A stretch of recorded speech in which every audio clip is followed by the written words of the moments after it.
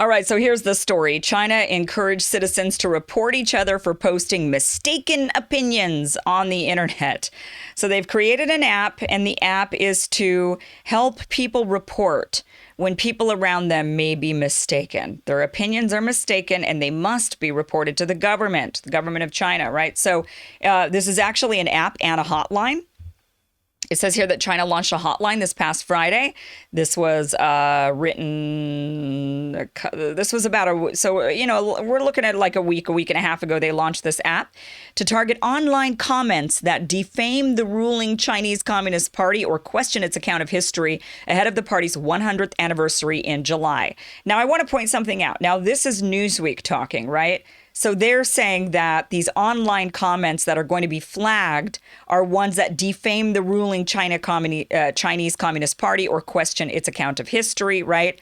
That is not the way China phrases it. This is what's important. It's important to note that even though our media will phrase it that way, they're saying, oh, well, the people that they're wanting to report are people that go against the government. Well, China doesn't say, hey, if you're going against the government, if you know somebody going against the government, then report them. That's not the way they phrase it. And that is important to understand, because when these things happen to us, when these types of censorship things happen to us, we have to be able to recognize it. And a lot of people think that it will just be obvious and it'll slap you in the face and it'll be so simple, like, hey, you're not allowed to say anything negative about Joe Biden or you're removed from the internet. Well, nobody ever says it like that. That's not how it goes. Instead, the way it works is you end up with these lawmakers in Congress who are saying, hey, fake news and lies and misinformation need to be removed. And that's the way they phrase it. They don't say it's anything that criticizes the mainstream narrative or the government's narrative or the government's agenda or Joe Biden or Nancy Pelosi or whoever it might be. They don't say, hey, nobody is allowed to criticize Joe Biden. What they say instead is fake news or a hate speech, or they say violence, right? Speech that is violent, apparently, on the internet. Then that's the stuff that has to be removed. So keep that in mind, right? When we're reading these kinds of stories, they're written in a way that almost gaslight us from even recognizing when it's happening to us. That's why these stories are so scary. So this Newsweek goes on to say, the program allows internet users to report on others who spread mistaken opinions online in order to create a good public opinion atmosphere. That is what they're claiming. So, and that is what we hear a lot here in this country, right? We've got a lot of this report fake news. Alexandria Ocasio-Cortez, even though she didn't create an app or a hotline necessarily, did say flag posts you find on Facebook, flag it so that the Facebook overlords can take a look at that post and potentially remove it and consider it dangerous or misinformation. So that's how, this works, because, well, why? And then you ask, let's say you ask AOC or somebody else, well, why? Why do you want to flag some people's opinions and things that they believe in, information they're sharing? They say, well, because it's dangerous. It leads to, it's hate. It's making the place unsafe. That sounds a lot like what China's saying. We need a good public opinion atmosphere. Right? We need a positive place. We need a safe space. That is kind of what China's saying. We want a safe space. We want to make China a safe space. So if you see somebody not making things so safe, then report them. Says right here that, who said this quote here, the administration of China said in a notice, quote, for a while now, some people with ulterior motives has spread historically nihilistic false statements online, maliciously distorting, slandering, and denying party, national, and military history in an attempt to confuse people's thinking, the notice said.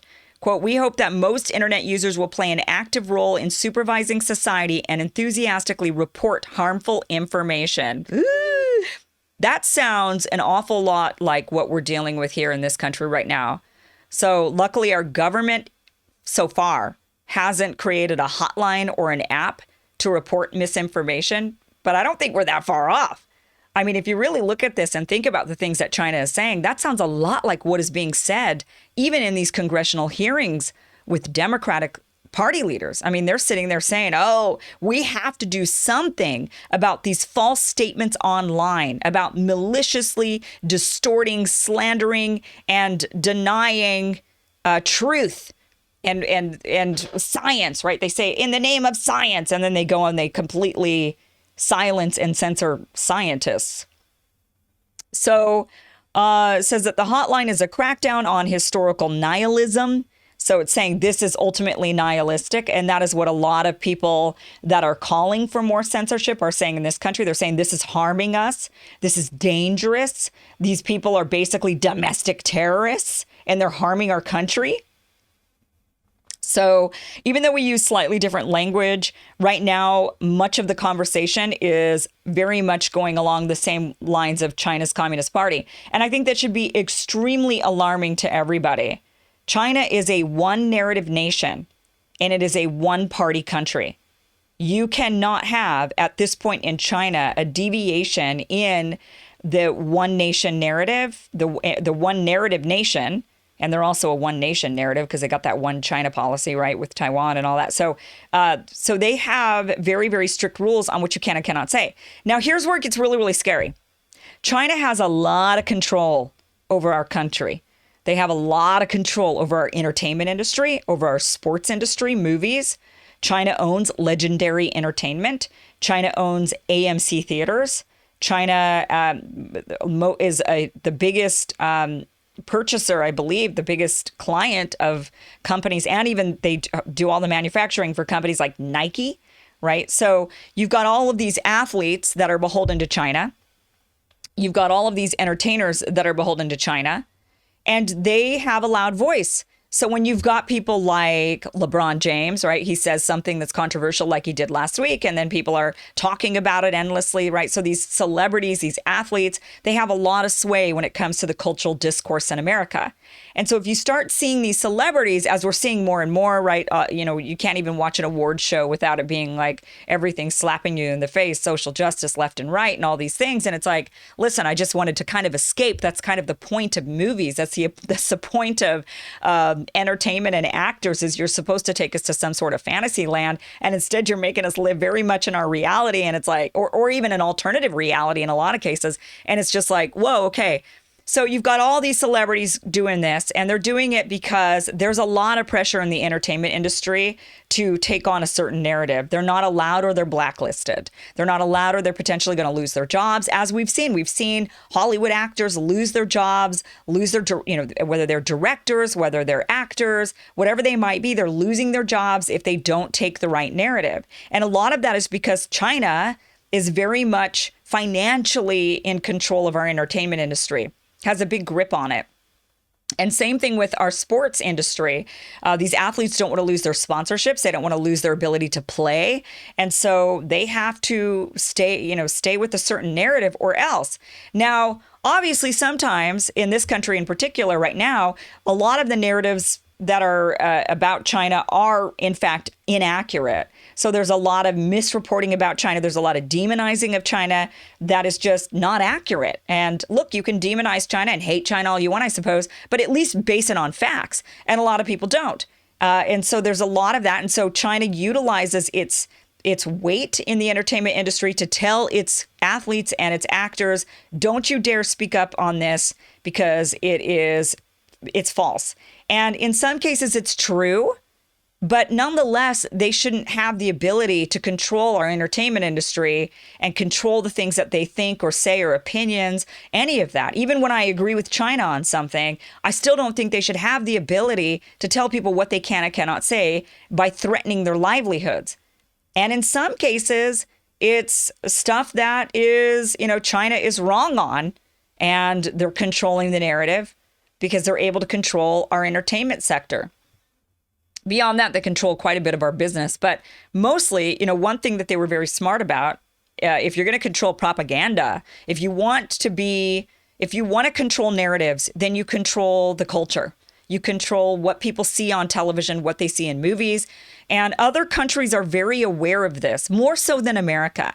And the reason why they are is because when you're living in a foreign country and you're seeing American movies and American sports, you just say, I want to go to America. I want to live in America. I want to be in America.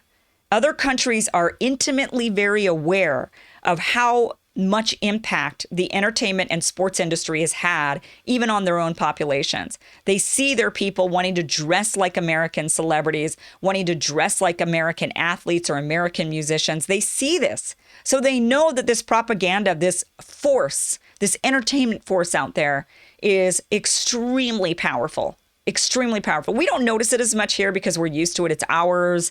We're not in America sitting there thinking, I wish I could live in America, right? That's just not something we're thinking. We might think, man, I wish I had all that money like that celebrity, but we don't think, I wish I could move to this foreign place and live amongst these people and everything just seems so, it's all glorified and amazing. But these other countries are very aware of it and their politicians are very aware of it.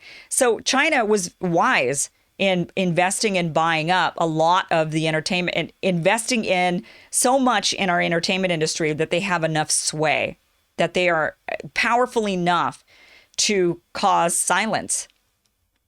And that scares me because when China now says this is what we're doing to combat fake news and misinformation, they could start encouraging these athletes and encouraging these celebrities to start also promoting that same sort of thing here. And we also see China potentially even putting some sway on big tech, because if Google, if Facebook, if Twitter, if they want access into the Chinese market, they're going to have to play by China's rules. And China says, these are the rules we have. We are a one narrative nation. We do not allow certain amounts of dissent and certain types of dissent. And so you have to control that. And for a long time, our big tech companies were saying, we're not really so willing to do that because we're based in America and America has values. Those values are freedom of speech. But you know what? Not so much anymore. That's all shifting. And so we might see this shift. We might see our own country go down this path of creating an app to snitch on your neighbors and their mistaken opinions, making sure that they're not allowed to spread that misinformation that would allow for a change of party in the political system. So that is something to kind of keep our eyes on, be very aware of. China is one of those countries. I definitely have an approach to China where, you've got left and right wing approach. We're kind of left, although that's sort of shifting a bit with the Biden administration. They're kind of going the same way as Trump. But the people, the left wing people are still very, very, kind of pro-China. They're not willing to criticize China so much except for certain things. I don't know. It's all kind of a mess right now because when you got the Uyghur situation, then you got the left all over that. And now the right's kind of jumping in on board on that. And then you've had this sort of hesitancy to criticize China, saying that it's racist or, and then you've got this other side that just wants to totally demonize China. The right wing wants to demonize China to the point where it's, look, they're our competition. If we want to beat them, we need to compete. We don't need to demonize. We don't need to threaten or try to create war or hostilities with them. We just need to compete and may the best country win. That's the way it should work. So keep your eyes on what's going on with China, though, and censorship, because I fear whatever happens over there starts to leak over here. And that's sort of the point. So